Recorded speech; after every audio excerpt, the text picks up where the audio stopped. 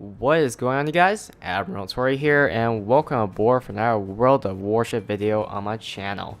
In today's video, I'm sailing the Tier 6 Japanese battleship, the Fuso. Now, I'm not going to be talking about much of the gameplay, but the gameplay is pretty nice, it's pre-recorded. But today's topic is about something that many World of Warship players struggle to understand and also analyze when it comes to World of Warships. I feel like most of us, when it comes to World of Warship, we jump in the game, we have our ships, we know our ships, and we know what to do in the beginning match. We shoot at the enemy, we drop torpedoes at the enemy, we focus the airplanes, shoot them down before they reach our base, capture the objective, and that is very straightforward, and that's the most important part of World of Warship, is understanding your purpose on World of Warship and seeking your victory. But the biggest struggle on World of Warship that a lot of players tend to encounter, and even in the high tiers, is very apparent in the high tiers. And this question came up to me because it happens all the time in the chat. And the question is whether you should play passive or aggressive. And this is a subject that many people will blaze the chat saying that my team is too passive and that's why they should deserve to lose, or my team is just dumb to die early in the match because they're too aggressive. And the question is whether you should play aggressive or passive. Now, to make this point clear, to make it understandable for you guys to see when to play aggressive and passive, there are two criteria that you got to know. Number one is what map and the game type you're playing on. If it's standard battle, domination, the map is Northern Lights, the map is whatever, it's fault line. And the second thing you gotta understand is your ship. Because everything that we do in World of Warship has limits. For our battleships, I'm very limited to what I can do against a destroyer. When the destroyer comes up to me, pop smoke, I can't see him. He dropped torpedoes, I die to his torpedoes. Aircraft carriers get caught by a destroyer or a cruiser, you're pretty much screwed because whether the destroyer or the cruiser will set you on fire, and eventually you will die a horrible death in the whatever blaze you have. For cruisers, get silly about battleships. Obviously, you don't like that fact, and you can't repair your ship after getting a big boo-boo on the side of your hull. So there's really, the biggest understanding is the map, knowing for a fact that you have map knowledge, and your ship, because like I said, every ship has its limit. You cannot go over the limits for what you can do unless you're hacking the game. And please don't do that, because hacking obviously defeats the purpose of what you're trying to do in game. We all came to play this game to enjoy it and play fair and square. Nobody likes to be cheated at all, and this has always been the case scenario for many other games. And that's more a universal dot or point. But what I'm trying to get at is that when you play a match and you're paired up with a team, there is always a uncertainty unless you're playing with your friends in the new team battle, which they have recently released on World of Warship, where you can play as a whole party, a competitive scene. But I'm assuming most case scenarios like you guys or me, that are at some point you can play solo queue or blind up queue against other players, or maybe a small division. And I'm pretty sure at some point you play the game where your team is too passive on domination and the enemy team basically captures all the flag, and eventually you will lose by points. Or you get in the game is 5 minutes in, and all of a sudden half your team is dead. And you're like, what is going on? And there'll be one guy out there who's raging really hard in the chat, calling your team ignorant or the biggest noob, whatever it is, whatever insult you can think of. Just, that is a general thing. And to answer the question whether you should play aggressive or passive, is that you observe the game in the first 10 minutes. And this is important because if you don't know what your team is doing in the first 10 minutes, then there can be a huge mistake on your call or your decision in winning the game. This game is not based on individuals. This game is a accumulation, a sum of all individual work on the team in order to win. And there's only one winner. There can only be one winner. The last time I seen a tie was when they actually patched up the tie types of game, when the time runs out and whoever doesn't capture the flag enough and end the game in time basically result as a tie. Nowadays it's different. But basically, you cannot control your win or you lose when you play a game is because it's a team-based game. So to understand aggressive or passive play won't really help if you just play aggressive or passive on your decision. It depends on the team. And aggressive and passive, it doesn't matter which one you pick, they're both equally as effective as the other. But most people see that passive play is much worse than aggressive, but that's not all out true. For example, I have been in games where my team was extremely passive, but yet we win even though the enemy team has captured more flags in the beginning of the match and they earned like a 300-point lead in the domination. Why is that? Well, my team chose to play passive in the beginning, and somehow the enemy team playing very aggressive captured the flag. They sure achieved their goal of capturing a flag, which is one of the things that you should be doing in match. But as a result, they paid their ships, because when you go out in the open and you're getting shot by enemy ships, then you're most likely gonna die.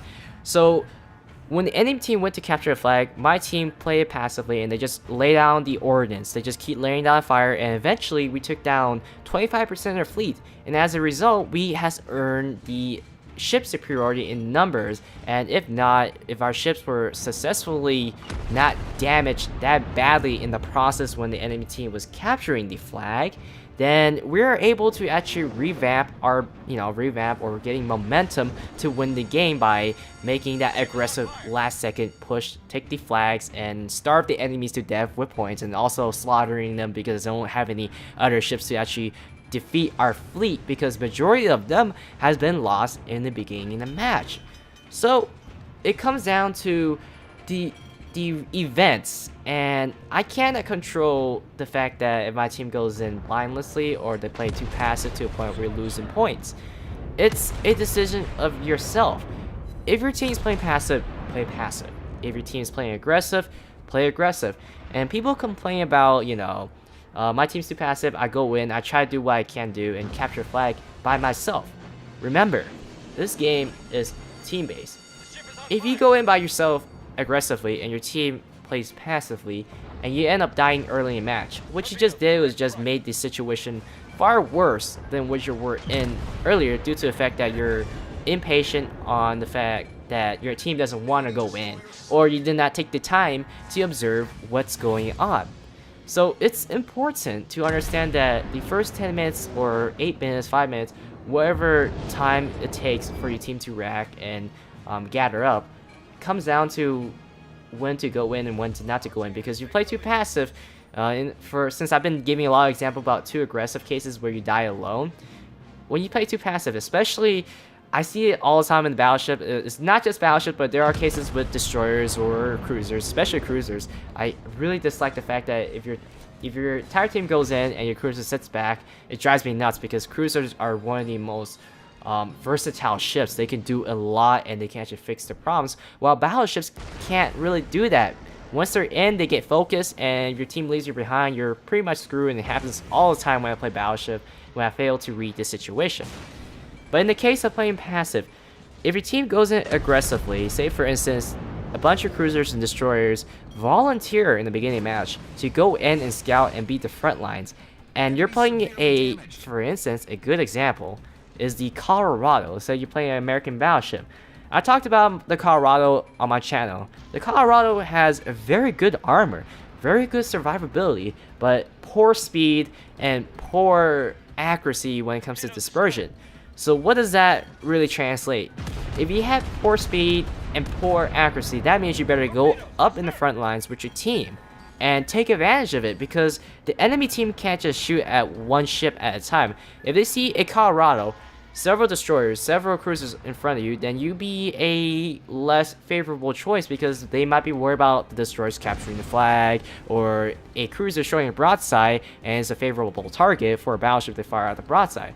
So when your team is up in the front and you miss that opportunity with the Colorado, basically you put yourself in the position where you just lost the advantage and a moment opportunity, and as a result, you're a battleship, and knowing for a fact that battleship can take a lot of damage and do a lot of damage at the same time, where there's 6-inch guns on the Colorado, your team will die in the front lines as you're sitting in the back as a passive Colorado player.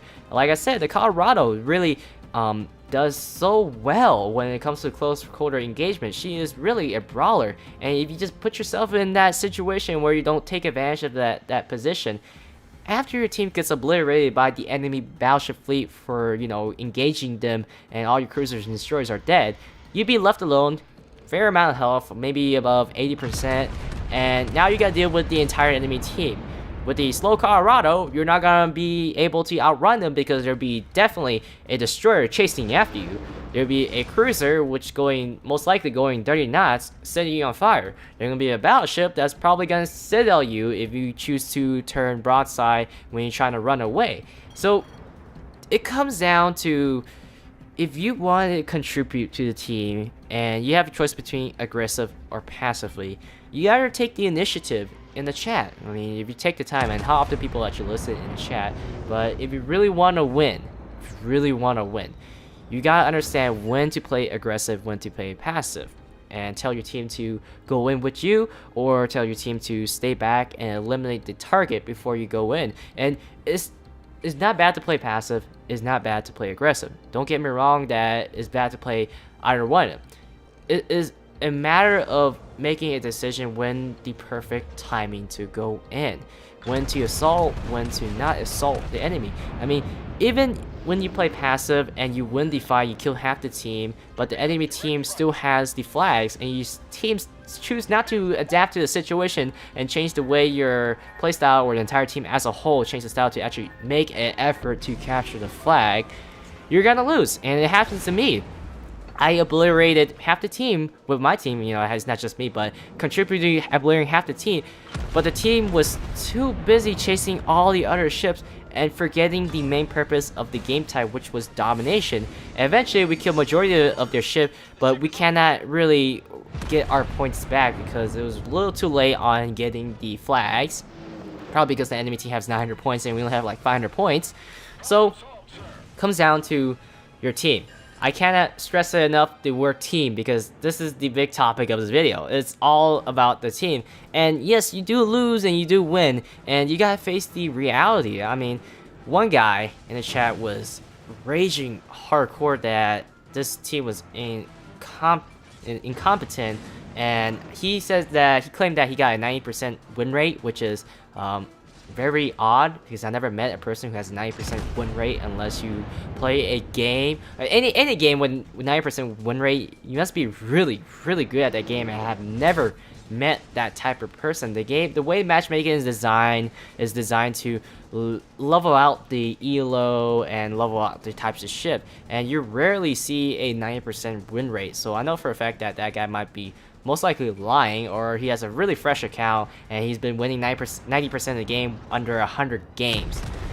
But the reality is that if your team's playing passive and you know for a fact that you gotta switch gears to aggressive and ask your team to switch gears, if your team refuses to switch gears to aggressive when the time is right, then just play passive with them, because dying on the field by yourself, like I said, it's far worse, making the situation far worse. You basically lost a ship which is your own, and if your team does not want to make an effort to push in and capture a flag, to switch gears to aggressive play and make something happen, then you lose as a team, and there's nothing to be ashamed of.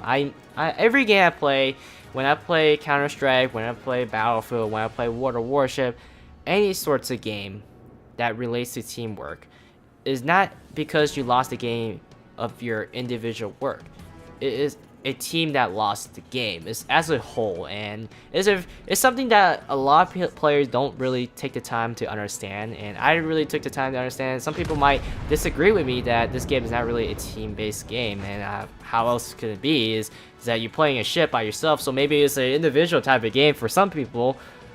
But like I said, if you believe in the fact that this game is really built on team foundation, and Wargaming has stressed this a lot in their videos. They even talk about this in the 2016 What's to Expect. They stress more of teamwork rather than individual performance, and I can see that a lot with all the sorts of ships, whether you're playing a destroyer, whether you're playing a battleship, whether you're playing a aircraft carrier cruiser. Each ship has a unique property, and take advantage of it. But like I said, if you're struggling between playing aggressive and playing passive, just follow the team. Flow with the river. If your team loses playing passive, lose the team with playing passive. If your team loses playing aggressive, lose with your team playing aggressive. And there are certain situations where half your team might be playing passive, half your team playing aggressive, and it comes down to your experience in the situation. But like I said, the world's not perfect, and there are many exceptions to what I be talking about, whether you play passive or aggressive. Just make the right decision. Just analyze it. Know the consequences of your decision. There have been a decision when I play Battleship. Should I go in on the flag, knowing for a fact that I'm going to get burned to death, or a destroyer sneaking around the island, dumping its torpedo, making me, I'm going to eventually die, losing a battleship on my team, which is a big source of damage. Aside from that, I hope you guys enjoyed this video, and if you guys really enjoy these types of videos rather than just me talking about, oh look, I shot a salvo and blow up a ship with a full-on citadel, and that shit did, show a broadside, all that analysis, I tend to like that more on aircraft carriers rather than playing Battleship, because Battleship is pretty straightforward, just aim at the ship where whoever's showing a broadside or easier target. But I usually talk about that when I do a live comp. But when I try to find a nice gameplay, I really do want to help you guys understand or see the different perspective of how to play World of Warships, because World of Warships is not just about sailing ships and shooting guns. It's enjoying to play the ship and seeing the situation, see what you can do, your decision to win the game. Like I said, the world's not a perfect place. You can never always win the game. You can always improve your chances on winning the game. Aside from that, I hope you guys enjoyed this video, and I'll see you guys next time on World of Warships.